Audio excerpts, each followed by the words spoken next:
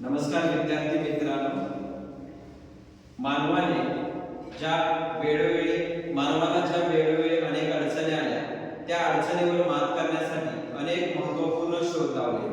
या शोधामध्ये अग्नीचा शोध, चाकाचा शोध हे शोध महत्त्वाचे होते. त्याचप्रमाणे मानवाचा अवघा आयुष्य बदलणारा सर्वात महत्त्वाचा शोध म्हणजेच पैशाचा शोध. तर याच पैशाच्या शोधाविषयी आज आपण प्रकरण क्रमांक 2 पैसा या घटकामध्ये माहिती घेणार आहोत.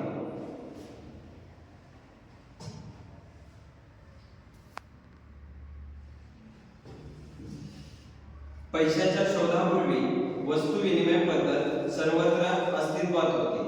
वस्तू विनिमय म्हणजे वस्तूच्या बदल्यात वस्तू देणे किंवा घेणे याला वस्तू विनिमय असे म्हणतात. तर आता आपण एका उदाहरणाच्या सहाय्याने वस्तू विनिमय पद्धतीद्वारे कशा प्रकारे व्यवहार होत होता हे पाहूया.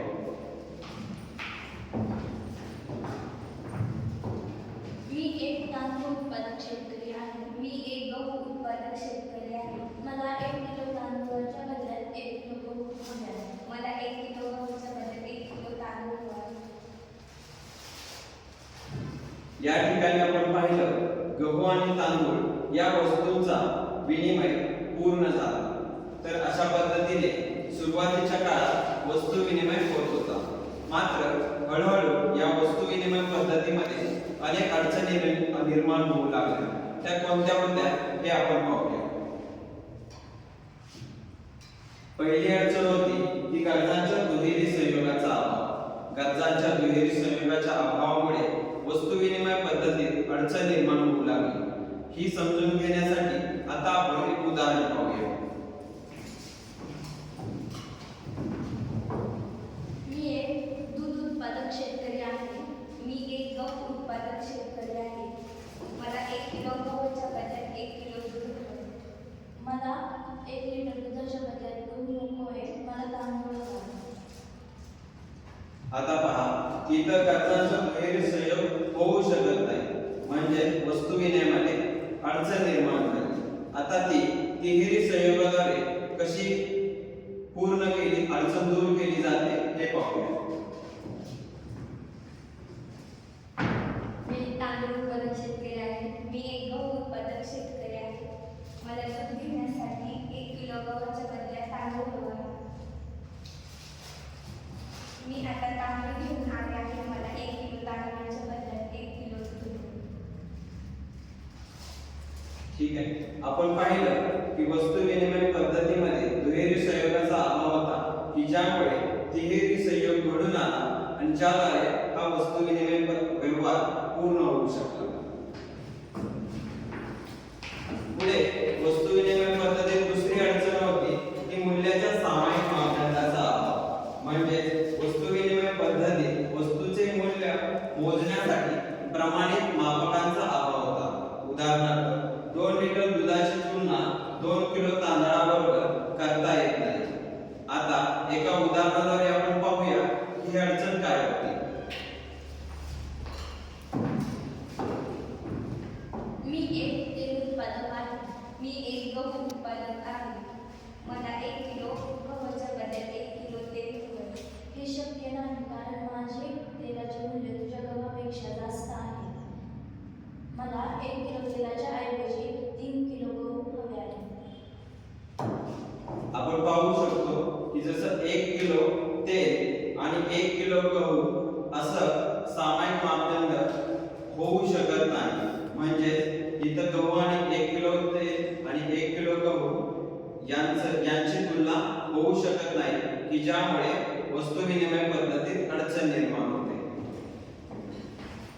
आता पुढे वस्तू विनिमय पद्धतीमध्ये अडचण असल्यामुळे पुढे पैसा उत्क्रांत झाला. हा पैसा उत्क्रांतीचा पहिला टप्पा म्हणजे पशु पैसा. पशु पैसा हा इतिहासपूर्व काळात देवाणघेवाणीचे माध्यम म्हणून वापरला जाऊ लागला. यामध्ये गायी, शेळ्या, मेंढ्या हे प्राणी पशु पैसा म्हणून वापरले जाऊ लागले. मात्र या पशु पैशाच्या वापरण्यामध्ये एक अडचण होती, ती म्हणजे या प्राण्यांचं विभाजन करण्याची अडचण. की ज्यामुळे पुढे वस्तू पैसा अस्तित्वात आला.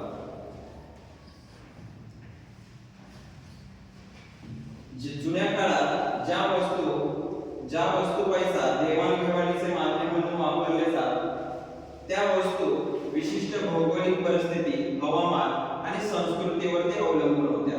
उदाहरणार्थ, ज्या ठिकाणी समुद्र आहे त्या ठिकाणी वस्तू पैसा म्हणून मीठ, शंख, शिंपले या वस्तू पैसा म्हणून वापरल्या जाऊ लागल्या. तर ज्या ठिकाणी प्राणी किंवा पक्ष्यांची संख्या जास्त होती अशा ठिकाणी पक्ष्यांची पिसे, हस्तिदंत या वस्तू पैसा म्हणून वापरल्या जाऊ लागल्या. मात्र यामध्ये देखील एक अडचण होती. ती अडचण म्हणजे वस्तूचा साठा करण्यातील अडचण, की ज्यामुळे ही पद्धत हळूहळू कालबाह्य झाली. वस्तू पैशानंतर पुढे अस्तित्वात आला तो धातू पैसा. सुरुवातीचा धातू पैसा हा सोने, चांदी, तांबे या मौल्यवान धातूपासून तयार केला जातो आणि हा धातू पैसा विशिष्ट आकार किंवा वजनाचा नसतो, तर ते धातूंचे तुकडे असतात की ज्यामुळे धातूच्या नाण्यांचा शोध लागला. धातूंची नाणी, जसं पूर्वीच्या काळी विविध राज्यांचे राजे त्यांची मुद्रा असलेली नाणी बनवत. यामध्ये आपण पाहू शकतो की आहे ब्रिटिश कालखंडातील नाणी की ज्यामध्ये व्हिक्टोरिया राणीचे मुद्रा असलेले हे नाणं आहे. सध्याच्या काळामध्ये भारत सरकार नाणी तयार करतं. यामध्ये 1 रुपयापासून अगदी 20 रुपयापर्यंत अनेक प्रकारची नाणी तयार करण्यात येतात. धातूची नाणी वाहून नेणं कठीण होतं की ज्यामुळे धातूच्या नाण्याबरोबर सध्या चलनात आहे ती कागदी पैसा. कागदी पैसा हा धातूच्या पैशाला पर्याय आहे. भारतात नोटा छापण्याचा अधिकार भारतीय रिझर्व्ह बँकेला आहे आणि सध्या 10 रुपये, 20 रुपये, 50 रुपये, 100 रुपये, 200 रुपये आणि 500 रुपये अशा मूल्याच्या नोटा अस्तित्वात आहेत. कागदी पैशानंतर एक महत्त्वाचा पैसा उत्क्रांतीचा टप्पा म्हणजे पतपैसा किंवा बँक पैसा. बँकेमध्ये अनेक लोक ठेव म्हणून ठेवी ठेवतात. बँका या ठेवीद्वारे पतपैशाची निर्मिती करतात. पतपैशानंतर पैसा उत्क्रांतीतील महत्त्वाचा टप्पा म्हणजे प्लास्टिक पैसा.